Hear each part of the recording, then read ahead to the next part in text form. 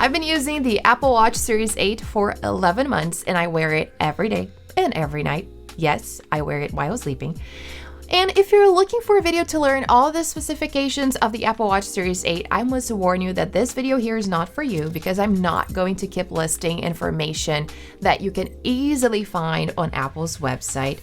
Today, I'm here to tell you everything that I really like and don't like about the Apple Watch Series 8 after 11 months of use. First of all, I currently own the aluminum GPS 45mm model in the Starlight color, and right now I'm using the Nike style band. But there are other videos here on the channel that are focused on Apple Watch bands, and I show you all the ones that I have. But let me start with what I really like about the Apple Watch.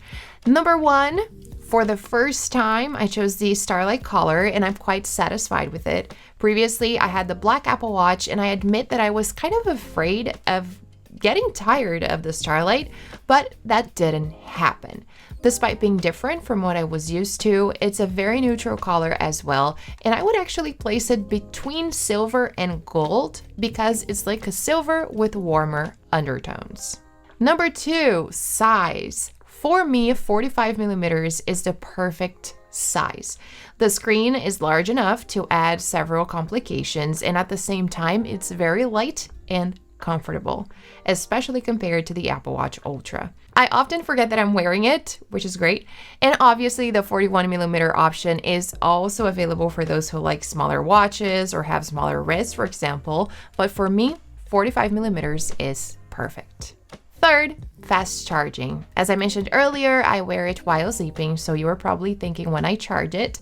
And I basically charge it once or twice a day while I'm taking a shower. So I need it to charge quickly because it doesn't take me hours to shower, right? So I'm happy to say that it quickly reaches 100%. Now, I admit that I don't find the battery itself amazing, especially compared to the Ultra, again, which lasts around 3 days, but I'll talk about that in a bit when I talk about what I don't like. Number four, always on display. This feature is not new to me because it was introduced with the Apple Watch Series 5.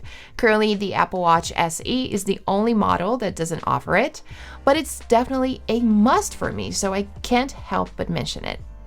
There's nothing better than receiving a notification and being able to simply glance at the watch without needing to raise my wrist or touch the screen. Same thing for checking the time. If you're alone at home, it's fine. You won't have problems with that. But if you're in a different setting with friends or in a work meeting, for example, it might seem impolite to look at a notification while talking to someone else. I'm sure it's perfectly normal for you to take a quick look at a notification, even if you're raising your wrist. But for many people, it isn't. People may think you're in a hurry or something, and I've been in a situation as such, and it was totally unnecessary and uncomfortable, so I know what I'm talking about. And for me, yes, the always on display is wonderful because I can simply take a quick glance down, and that's it. Number five, fitness tracking. I've always liked this feature, and now with watchOS 9, fitness tracking is even better. I've got back into running after a period of focusing on weightlifting only, and I'm using the customization option quite a bit, and it's very useful. For example, this week I had interval training, so I created a custom training session exactly with the intervals that I needed to do and received alerts on the watch while I was doing that workout. It's been good because I can kind of relax more and there's no need to keep thinking about the minutes and doing the math all the time. I'm really happy with this. And number six, sleep tracking. This is another feature that I've been using since I purchased my first Apple Watch. And that was even before Apple introduced their native sleep tracking option. I have been using the Auto Sleep app, and there's a dedicated video about it here on the channel, so I highly recommend you watch it if you haven't already. I really enjoy tracking my sleep, and a great quality sleep is extremely important for our health, so I never miss tracking it. And yes, you need to wear the watch while sleeping for it to be more accurate. Now, as you saw, there's a lot that I love about the Apple Watch Series 8.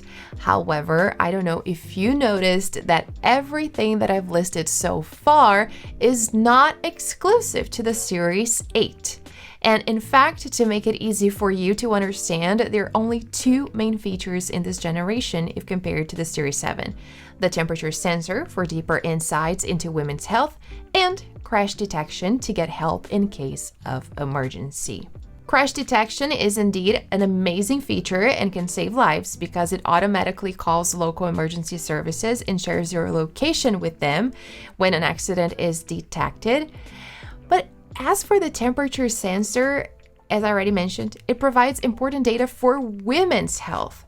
So if you're a man or you don't need to use the cycle tracking feature, you can basically disregard this feature altogether because it won't really make a difference for you. And since we're talking about it, let me list what I don't like about the Apple Watch Series 8. Starting off with the body temperature sensor. The sensor on my Apple Watch does work, and I know this because the ovulation predictions are more accurate than before, which is nice and useful. However, for some reason, I cannot access my temperature history. I've done everything necessary to make it work. I have sleep tracking enabled, and I've used it for much more than the required 5 nights. But when I go into the health app and look at the temperature section, it says no data. So I don't see much advantage in the temperature sensor. In fact, if you currently own the Apple Watch Series 7, for example, and you're thinking about upgrading it to the 8, I'd wait for a new update with more features because I don't think the body temperature sensor is that worth it. Number 2, battery life. I had the Apple Watch Series 5 before switching to the Series 8, which you already know, and I confess that I didn't notice a huge difference in battery life. I was hoping to notice more, to feel like I have more battery. I do charge it once or twice a day while I'm taking a shower, and it's a routine that I've created and it works. But if I forget to charge it one day, forget it. The next day, the battery will be dead at an unexpected time. I'm even considering getting the 2nd generation Apple Watch Ultra this year to avoid battery issues. So if you plan to wear your watch every day, sleep with it, and use for fitness tracking, be aware that its battery will probably last only a day. Number 3, this is not a huge deal because I knew it would happen, but the screen scratches very easily. Yes, I know that I could have bought the stainless steel version, which has the sapphire crystal display, or even the Ultra, but first, I didn't want to invest that much in a Series 8 model, and second, I don't think the Ultra looks good on me in all occasions. I've talked about this in several other videos here on the channel. So I chose to buy the most affordable option, knowing that scratches would probably be a problem, and I'm kind of okay with it at the moment. I'd stopped thinking about it. But if you're curious about that, yes, the aluminum Series 8, or actually the aluminum Apple Watch, does scratch quite easily. So if you think that this would bother you, go for the stainless steel version or the Apple Watch Ultra. In general, as you saw, I'm really satisfied with my Apple Watch and I don't have many complaints. But there's a very important point here that I think can help you when making a decision to buy a new Apple Watch. My user experience didn't really change from the Series 5 to the Series 8. The most I can say is that the screen is a bit bigger on the 8, and I do like that. But to sum it up, if you're buying your first Apple Watch or upgrading from an older model, you'll probably be happy with any model like the Series 5 or newer. The user experience will be very similar.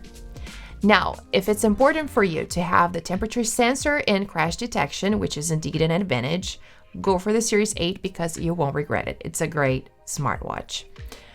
Or the Ultra, of course, but there's another video talking about that here on the channel, so make sure to watch that. If you have any questions, feel free to leave them in the comments, and if you liked today's video, don't forget to give it a thumbs up and subscribe to the channel for more videos like this one. Thanks for watching, and I'll see you next time.